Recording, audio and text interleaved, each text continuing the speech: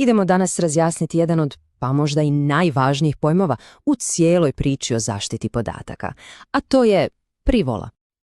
Evo što nas čeka. Prvo, zaverit ćemo u jednu stvarnu organizaciju i vidjeti kako se oni nose s GDPR-om. Onda, idemo rastaviti tu famoznu privolu na proste faktore. Pogledat ćemo kako to izgleda u praksi, proći kroz cijeli njen životni vijek i na kraju zašto je sve to uopće bitno. Krenimo redom. Znate kako se kaže, teorija je jedno, a praksa nešto sasvim drugo. Zato da vidimo kako GDPR funkcionira u stvarnom životu, idemo pogledati jedan super primjer. Nastavni zavod za javno zdravstvo Primorsko-goranske županije. Oni su okupili poseban tim samo za ovu misiju, probiti se kroz izazove GDPR-a. A koji je njihov zadatak? Pa prilično velik. Trebaju složiti kompletan sustav zaštite podataka. Cilj je osigurati da baš svaki kutak zavoda radi s podacima kako treba, ispravno i po zakonu. I sad dolazi ono najzanimljivije. Tko je u tom timu? Pa nije to samo par pravnika i informatičara, nipošto. Ljudi su doslovno iz svih odjela, od javnog zdravstva i epidemiologije pa sve do regionalnih ispostava. A to nam govori jednu jako važnu stvar.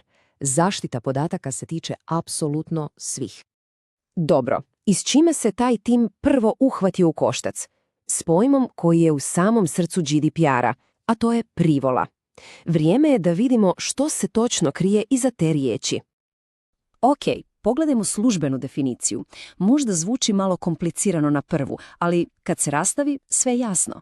GDPR kaže da privola, da bi uopće vrijedila, mora zadovoljiti 4, ajmo reći, zlatna pravila. Pravilo broj 1. Mora biti slobodna. Što to znači? Znači da nema pritiska. Nema onoga, ako ne pristaneš, nećeš dobiti uslugu. To mora biti pravi, iskreni izbor, bez ikakvih čaka ili skrivenih uvjeta. Drugo, mora biti konkretna. Ne može se tražiti pristanak za sve i svašta. Mora biti kristalno jasno za što se točno privola traži. Na primjer, pristanak za slanje newslettera. I to je to. Ništa više. Treća stvar, mora biti informirana. Osoba mora točno znati na što stavlja svoj potpis, figurativno rečeno.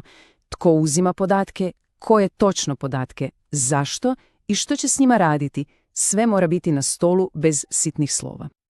I četvrto, zadnje ali ne i manje važno, nedvosmislena. To znači da mora postojati jasna akcija. Kvačica u kućici, potpis, klik na gumb prihvaćam. Šutnja se ne računa kao pristanak, niti unaprijed označene kućice. Mora biti aktivna, jasna radnja. Dobro, prošli smo kroz teoriju. Slobodna, konkretna, informirana, nedvosmislena. Lako za zapamtiti. Ali, kako to funkcionira u stvarnom svijetu? Ajmo se vratiti našem timu iz zavoda i pogledati par konkretnih situacija. Evo, primjera broj 1. Recimo da ste na nekoj radionici, super je atmosfera i netko želi fotografirati za, recimo, web stranicu ili brošuru. Što organizator mora napraviti po pravilama? Pa, ispravan postupak je zapravo vrlo logičan. Prvo, moraju jasno reći gdje će ta fotka završiti i zašto. Drugo, moraju tražiti jasan pristanak, da, slažem se. Najbolje putem nekog obrasca. I treće, i ovo je ključno, taj pristanak moraju negdje spremiti, da imaju dokaz. Ok, to je bilo za fotografiju. A sad idemo na nešto puno osjetljivije. Što kad se radi o, recimo, slanju povjerljivih laboratorijskih nalaza na nečiji privatni mail? Tu su pravila još stroža, jasno je i zašto, radi se o zdravlju. Dakle, postupak je ovakav. Prvo, obavezno je objasniti osobi koji su rizici slanja takvih podataka mailom. Drugo, mora se dobiti baš specifična, pisana privola, baš za to. I treće, taj papir, taj dokaz, mora se čuvati na sigurnom, recimo uz zdravstveni karton. Ono što nam ova dva primjera super pokazuju je da privola nije nešto što se dogodi i zaboravi. Nije to karta u jednom smjeru, ne. Privola je živa stvar. Ima svoj početak, sredinu i kraj. Ima svoj životni ciklus. A taj ciklus ima 4 faze. Prvo je naravno prikupljanje, znači dobiti valjani pristanak. Drugo je pohrana, sigurno čuvanje dokaza. Treće je upravljanje, korištenje podataka samo za ono što je dogovoreno. I četvrto, možda i najvažnije, povlačenje. uvijek mora postojati jednostavan način da se kaže, ne želim više. I upravo to povlačenje pokazuje svu snagu privole.